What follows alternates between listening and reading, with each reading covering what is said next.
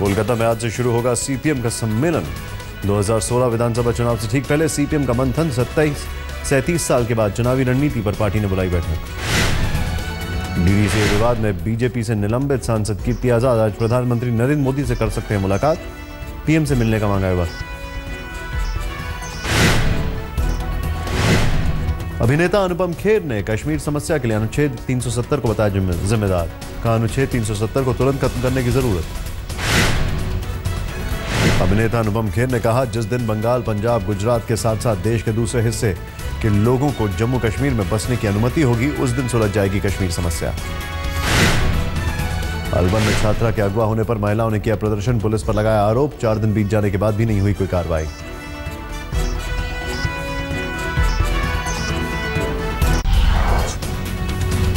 Captain Amarinder Singh ने Mohali airport का नाम भगत सिंह के बजाय आरएसएस नेता डॉक्टर मंगल सेन के नाम पर रखे जाने का किया विरोध। कैप्टन अमरिंदर सिंह का बयान। कहा हरियाणा के पूर्व डिप्टी सीएम मदन सेन के नाम पर एयरपोर्ट का नाम रखा गया तो एयरपोर्ट का करेंगे बहिष्कार। आम आदमी पार्टी ने कांग्रेस के साथ ही एयरपोर्ट का नाम मदन लाल के नाम पर रखने का किया विरोध। भगत सिंह के नाम पर सहमत।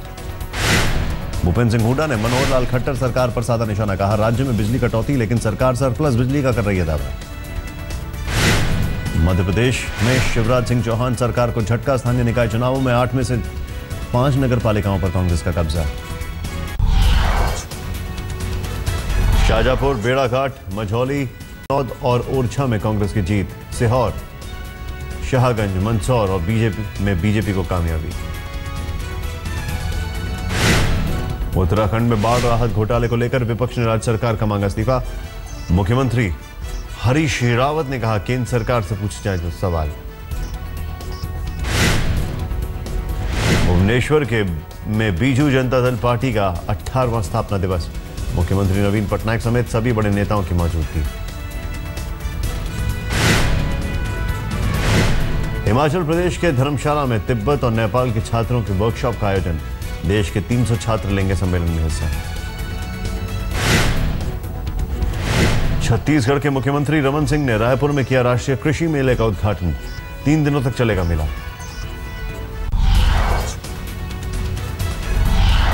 बीजेपी महासचिव राम माधव ने छेड़ा अखंड भारत का राग। एक विदेशी चैनल को दिए इंटरव्यू में कहा भारत, पाकिस्तान और बांग्लादेश फिर से एक हो जाएंगे।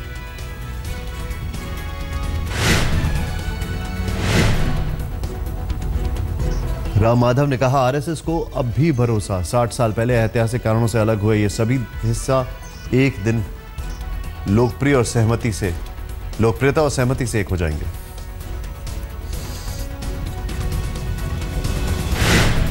राम माधव का बयान। अगर 2 जर्मनी एक हो सकते हैं, वियतनाम साथ हो सकता है तो लोगों को लगता है भारत पाकिस्तान साथ क्यों नहीं आ सकते।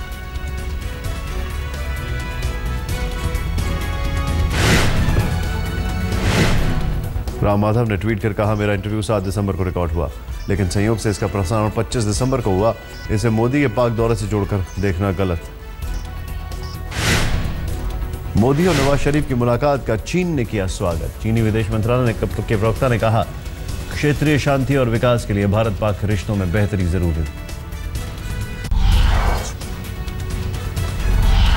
और इवन फॉर्मूले में वीआईपी लोगों को मिली छूट पर सोनिया के दामाद रॉबर्ट वाड्रा का केजरीवाल सरकार पर निशाना। कहा कानून सभी के लिए एक, फिर ये पाखंड क्यों।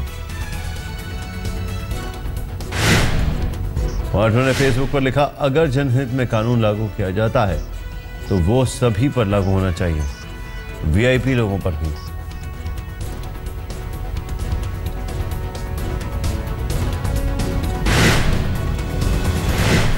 केजरीवाल सरकार के फैसले पर वाड्रा की टिप्पणी पर भड़की आम आदमी पार्टी। कहा कमेंट करने के बजाय ऑड इवन फॉर्मूले को सफल बनाने में योगदान दे वाड्रा। कांग्रेस प्रवक्ता टॉम वडक्कन ने कहा वाड्रा दिल्ली के लोगों के विचारों को सामने रख रहे हैं।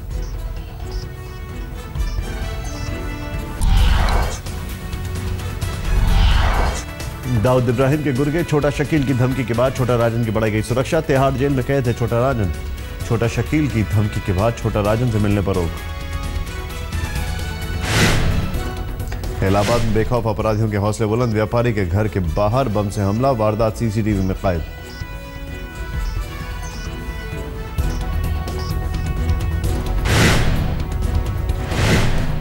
मेरठ पुलिस ने वाहन लुटेरों के बड़े गैंग को कब्जे में किया।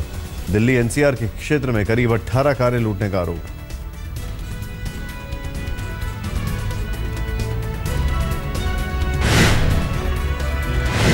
कानपुर में समाजवादी विधायक इरफान सोलंकी पर उनके ही घर में घुसकर हमला। इरफान की नाक पर चोट, गनर से की पूछताछ। हमले के वक्त कहां था गनर?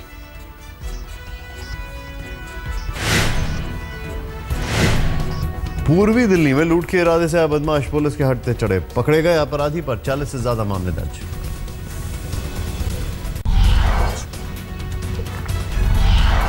पचास के हुए बॉलीवुड के दबंग सलमान खान पनवेल में अपने फार्म हाउस पर दोस्तों के साथ मनाया जश्न।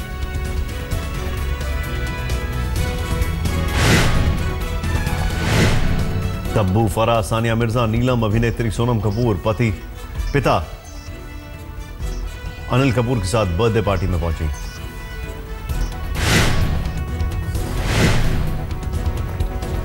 सलमान की बर्थडे पार्टी में मल्लिका शेरावत और कंगना रनौत भी हुई शरीक। सोनाक्षी सिन्हा और शत्रुघ्न सिन्हा की भी दिखी मौजूदगी।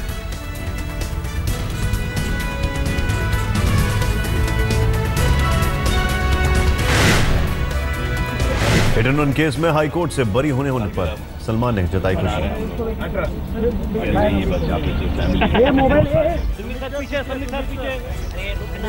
ऐसा लग ही नहीं रहा कि 50 साल की सालगिरह मना रहे हैं।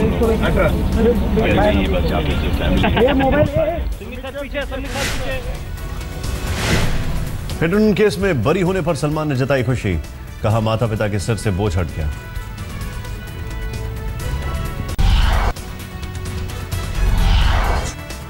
मध्य प्रदेश के बैतूल में आदिवासियों ने प्रशासन पर 45 परिवारों के आशियाने उजाड़ने का लगाया आरोप।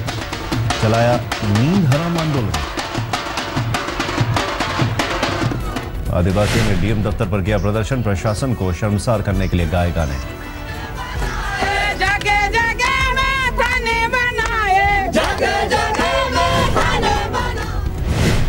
मुंबई में पुलिस ने मरीन ड्राइव पर योग कार्यक्रम का किया आयोजन। पुलिस कमिश्नर के साथ बीजेपी नेता शाइना एनसी और क्रिकेटर जहीर खान आए नजर। तेलंगाना के मेंढक में चंडी यज्ञ जारी। विश्व शांति और राज्य के विकास के लिए सीएम चंद्रशेखर राव का यूपी के रामपुर में तेंदुए का आतंक, 3 लोगों को किया जख्मी। सात महीने बाद बगदादी ने फिर दी खुली धमकी। कहा, बमबारी से नहीं हुआ असर, और तेज होगी जंग।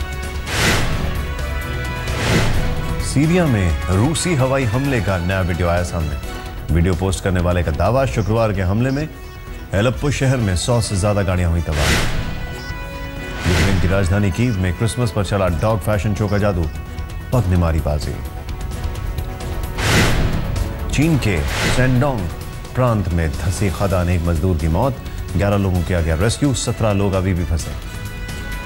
इंग्लैंड ने जारी की बाढ़, बर्फबारी और तेज हवाओं की चेतावनी। 110 बार चेतावनी जारी कर लोगों को खतरे से किया आगाह।